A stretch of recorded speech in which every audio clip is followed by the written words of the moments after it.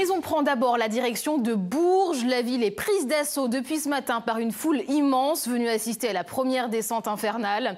76 équipages participent à cette compétition qui consiste à descendre les rues Berrières à bord de caisses à savon, des petits bolides qu'ils font customiser de la manière la plus originale possible. On retrouve Héloïse Brusa en direct sur place. Héloïse, vous vous trouvez juste derrière la ligne d'arrivée.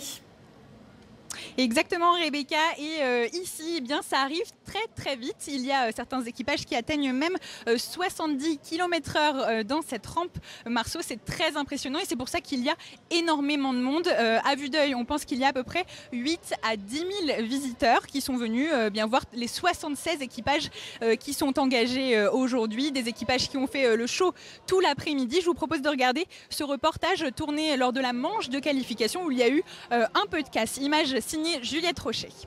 C'est parti, 3, 2, 1, c'est comme vous voulez. 430 mètres de descente et un tremplin infernal. Pour les essais libres comme pour les qualifications, pas question de mettre le pied sur la pédale de frein. Pour réaliser les meilleurs chronos, les équipages ont pris tous les risques cet après-midi rampe Marceau avec plus ou moins de réussite. Le chrono, c'est sûr on n'est pas les meilleurs, mais c'est déjà ça, c'est pas mal, déjà pour une première performance. Donc après on espère faire mieux pour la grande descente. Ça descend plus vite déjà, ça va mieux, mais c'est pas encore ça. Donc il va falloir que je me motive mes pousseurs pour qu'ils poussent encore plus fort et qu'on descende encore plus fort et voler encore mieux sur le tremplin.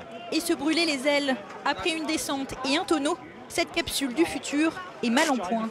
Le châssis de mon vaisseau spatial s'était décroché dû à un impact avec une météorite et j'ai réparé avec mon sabre laser, j'ai ressoudé le châssis et là ça va tenir encore 2-3 galaxies et c'est bon. Impeccable, donc du scotch quoi. Du scotch quoi, et du fil de fer.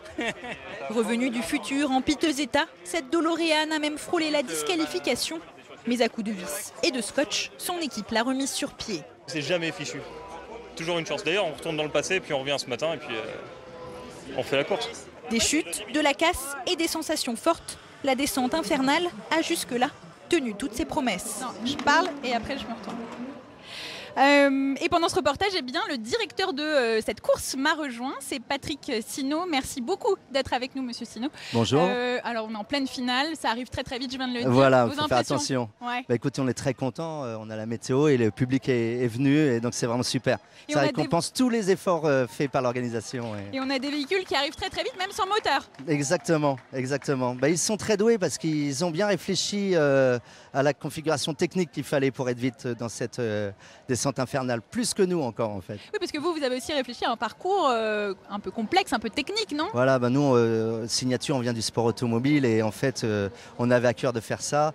On a organisé ça comme une course de voiture, quasiment comme une course de voiture, avec donc des directeurs de course en ma présence, mais aussi des commissaires de piste de la Zalachat, par exemple, des chronométreurs officiels, etc. Et vraiment tout calé comme une vraie voiture. Et a priori, ça a l'air de plaire aux gens, il y a beaucoup de monde. Est-ce que vous attendiez autant de monde? Alors, à vrai dire, non. On a bien vu que sur les réseaux sociaux, ça a bien fonctionné et qu'il y avait une bonne com. Donc, on s'attendait à avoir un petit peu de monde. Mais là, honnêtement, franchement, non. Là, ça dépasse tous vos espoirs. Ouais, et ça a même un petit peu perturbé des fois l'organisation. Mais bon, on va dire c'est un problème de riche. Donc, on est très contents. Ouais. C'est un rêve que vous aviez, vous aussi, à titre personnel, avec votre frère, Philippe Sino, qui est de l'écurie Signature. Tout à fait, le team manager, ouais. Et donc, en fait, c'est ça, c'était un rêve de gamin que vous avez réalisé là aujourd'hui? Exactement, un peu. Parce que c'est vrai qu'on avait pour habitude de s'arsouiller, comme on dit, un petit peu, que ça soit en mobilette ou quoi. Après, on a eu le permis. C'est un virage qui est mythique ici. Tous les berruyers vous le diront. Et donc, quand il a été question de faire une course de caisse à savon dans une descente, on regarde quand même. Hein.